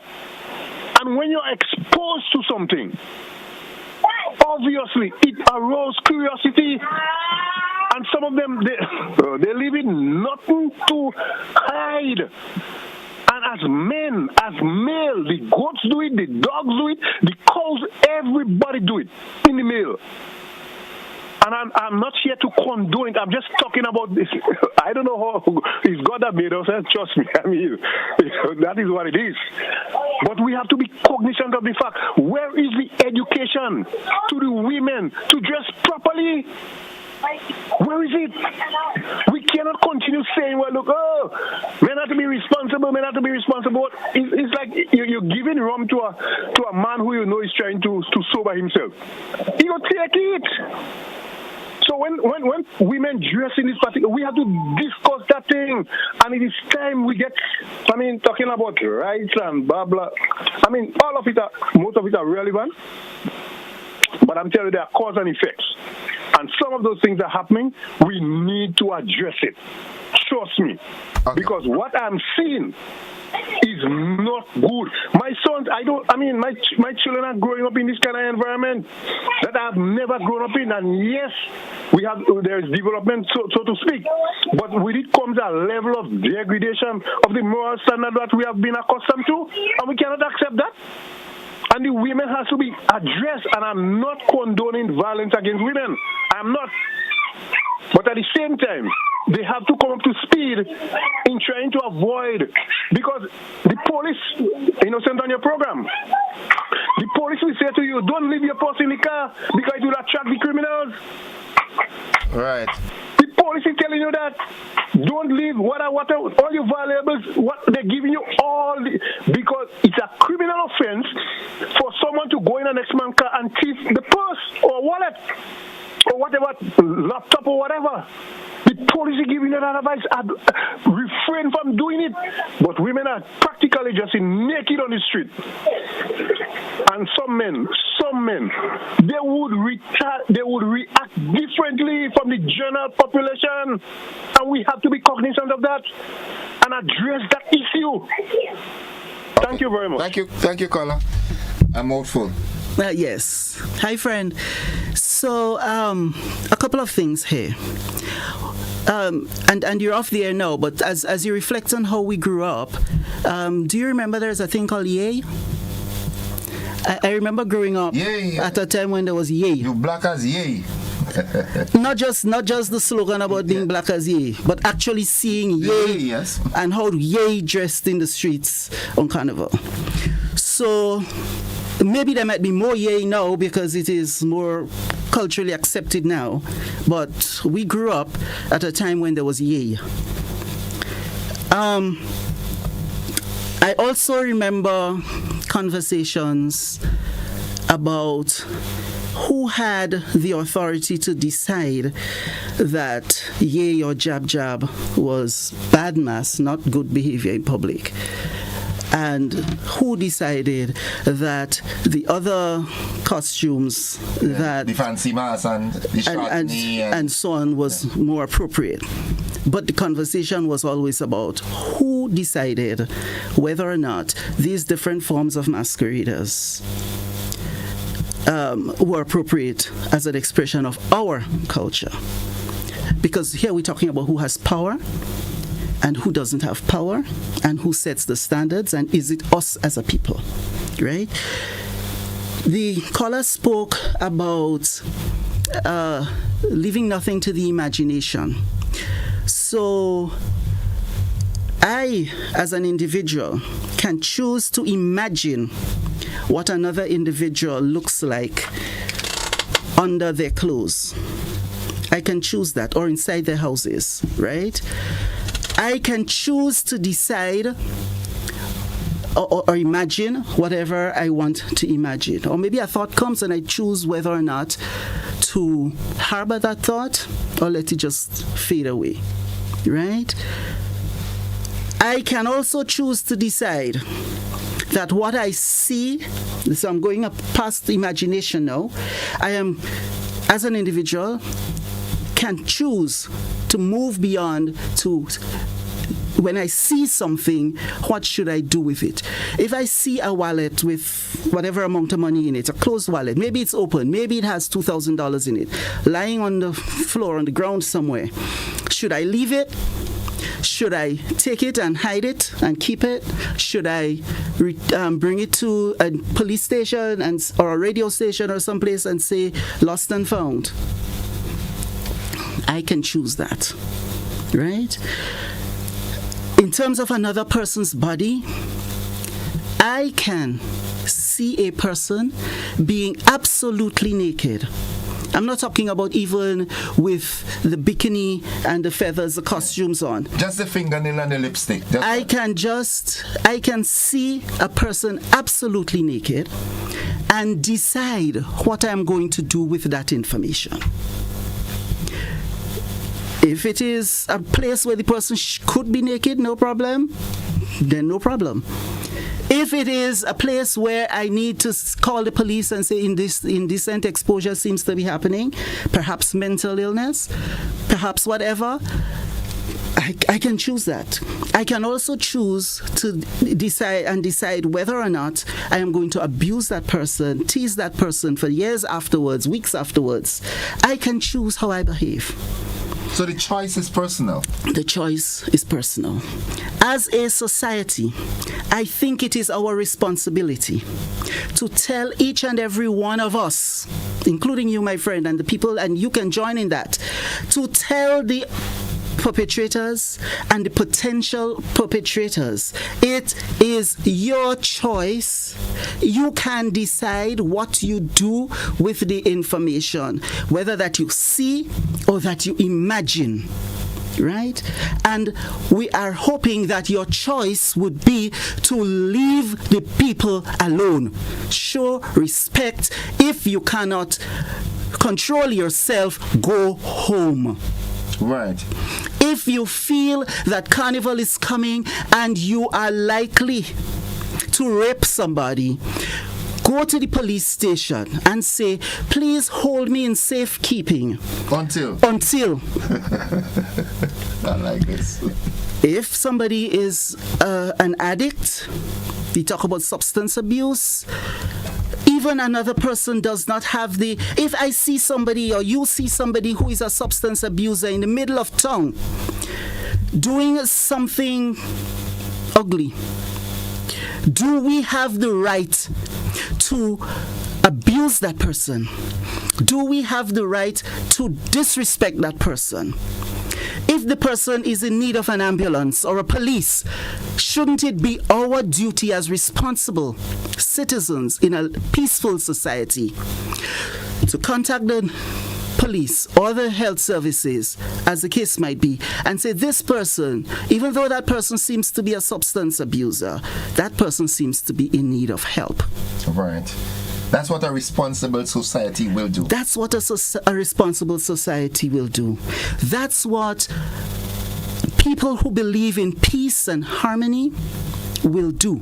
We will not go around saying to people and to ourselves that if I see somebody doing something that I don't like or I did not grow up with, then I should or you should go ahead and abuse them in any way, whether verbally, physically, sexually, emotionally. Do we have the right to abuse, disrespect, or be violent against another person. And I'm suggesting that we do not have that right. Okay. Let's accommodate this caller here. Caller, good morning. Welcome. Thanks for your patience. Yes, good morning, Innocent. Good morning to Miss McQueen. Innocent. I'm listening you. Yeah, there's one comment Miss McQueen made which I want to differ with. When she referred to a male being bare-chested. Now, I drive around my vehicle. Once I'm not going to work, once I'm not dressed to go somewhere, I drive around with just a pants on me because of the heat. And you cannot compare a male who is bare-chested with a female that is showing off everything that God has given her. Why? No, I don't have a problem with the costumes and so. Caller, hold on. Let me ask you this question. What's the difference? What's the difference with a man's shirt being off to a woman's blouse being off? What's the difference? Okay, let's say not just a blouse, but let's say she's not wearing a bra, for example. What's the difference still? You ain't have a no bra either. Right, but I don't have a breast to yeah. But that's besides the point. I just wanted to say that, for example, well, not the costumes, but the bathing suits that they parade with now. As a child growing up, that's not what I knew Carnival to be. But when they parade and they show their bodies off on Monday and Tuesday, Wednesday morning, these same people working in banks, teaching, working in the health system and so on, these same people would pass you on the street and you say good morning to them and they skin up their face. You know, and I am like, but yesterday you had everything outside. Everybody was looking at you, the whole world, because of social media. But now you want to cut style. Morality is not something that could be legislated. Morality is a personal thing, and I believe in that fully. And I want to support most of what Ms. McQueen would have said this morning. Thank you, caller. Thank you. Thank you very much for supporting most of what I said. I am of the belief that, well, I think that if we were of the belief that God gave us our bodies, God gave us all of our bodies, right? Everything from the hair to the toenail. So at some point, we're covering some things and some, not some things. It's not like some, and God gave both men and women's bodies. So who decides which parts of God's bodies should be exposed and which parts aren't? You know, I think aging and maturity should kick in here. Education has a part to play as well, because as men, we should be able, and I'm talking as men now, we should be able to look at a body and know it is a body, and just like your fingernails, the breast and the vagina, so on up and go like that to conversation.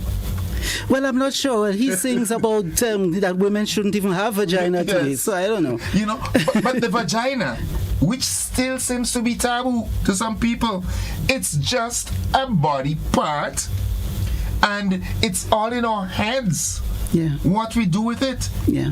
And if you're growing up and you're grown enough, we could deal with this. That's a very good conversation. And as you said, maturity has to do with it. Yes. If we approach it as a mature people, we would recognize that freedom and the dignity of the entire human body, right? But we would also recognize, and the conversation about what is appropriate dress code and so on for public, that is also a valid conversation, still is a valid conversation, right? But I repeat, the challenge I have is that we are seeming to say that if a person does not approve of another person's dress, then they have the freedom, the permission to abuse that person physically, sexually, verbally, or some other way, right, to harass that person, even as they go. That last scholar spoke about on their way to work, in the bank or wherever they're going. If the person chooses to dress on Carnival Day as if they're in a costume in a carnival band, that's 1 day or 2 days of carnival, and on Wednesday they dress as if they're going to work, because that's the workplace and they're going to work, and that's their mindset at that time. That's them, and that's the way the society is supposed to function. Yeah. We do not have carnival every day of the year, right? And we are expecting that on carnival days, people who are masqueraders masquerade in their costumes. People who are onlookers and passers-by maybe not enjoy, but they're there. Some people choose to stay home and don't look at TV. That's fine too.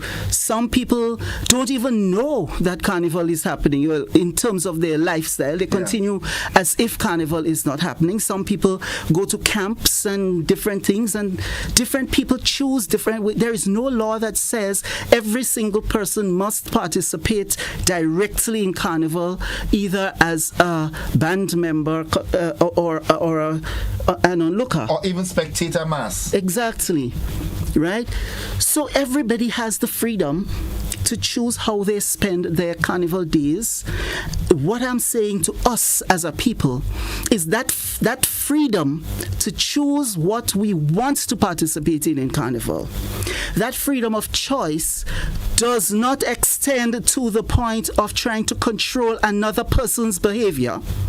And it certainly does not go to the extent of trying to punish or abuse another person because we feel that we like or don't like their behavior. Right. Okay, Miss Henry, it's 8:30. And we've got to wrap. Any parting words? I can promise you that we will have that follow-up conversations.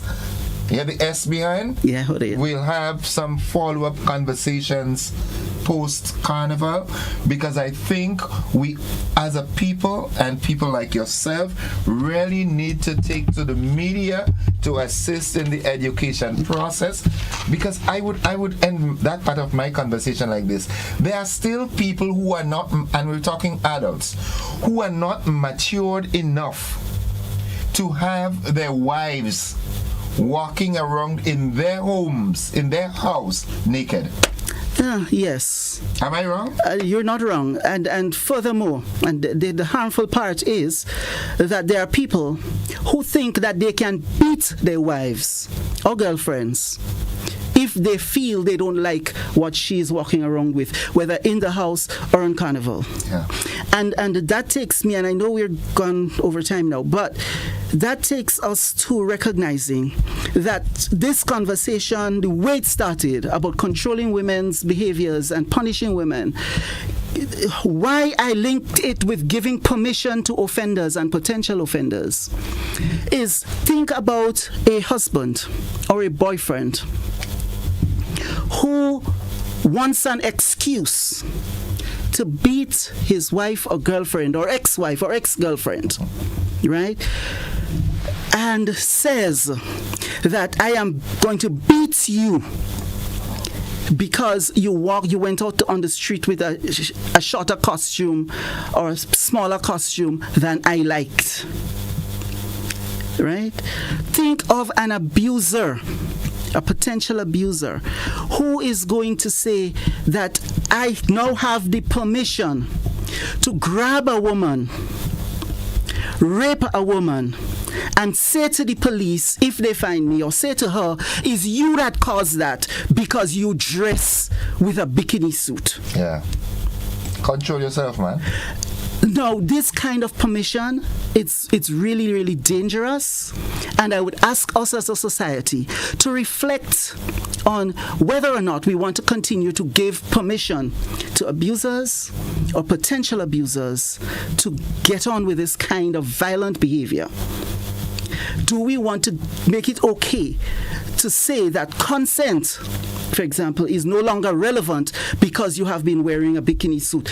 You wore a bikini suit in Carnival in August, so now it's October or February again, because February will come again. I can now grab you when you come from your classes as a nursing student, or when you are going to work, and I can just grab you and do what I want with you because I can say, I saw you in a bikini suit in Carnival last year. And you're looking good. They might say that. How do we give permission to abusers and potential abusers in a space where we are also saying end violence against women and end all forms of violence, because Grenada is a safe and peaceful country? We're promoting Spice Mass as a space for freedom and peace. It's the violence-free space. Carnival in Grenada is a safe space to express our authenticity and our freedom. Link us back to our roots. And at the same time, we are saying, if you go too far back in your roots, and if you become too free, we can harass you. And if you're a woman, because we're not saying that if you're a man, you shouldn't go back to your roots. But if you're a woman, and you go back to your roots, and you go back and express your freedom, and you enjoy yourself too much, in our opinion, it is okay now to just grab you, punish you, harass you online, body shame you. No. Let us as a society rethink this, please. And I encourage us to choose the path of peace and respect, where we teach each and every one of us, woman, man, boy, girl, let us respect everyone and the choices they make. If, however, you see someone breaking the law, feel free to contact the relevant lawful authority, the police, for example, because someone is breaking the law. Do not take matters into your own hands. Do not disrespect anyone. But I also go on to say that if you are a woman and if you have been harassed, abused, raped, beaten, even if you think the society is saying and giving permission to the abuser, please make a report to the appropriate space, because no form of violence or abuse is acceptable. And if you have become a victim, even if it is a victim pushed and promoted otherwise, please make a report to the appropriate spaces and seek to protect yourself from that action and future actions, so that we can still have a peaceful and safe carnival. We are welcoming thousands of visitors to our shores. Let us respect them and respect those of us who have always lived here. We do not have the right or the duty to harass, disrespect, grab, jam, jump, do anything to anybody's body without their permission. Right? So ask for permission. If you want to dance, ask for permission. And no is also an answer. No is an answer, even on Carnival, even in Juve. Please let us respect everybody. Let us celebrate our Mass, celebrate Spice Mass in peace and harmony, without any form of disrespect and abuse.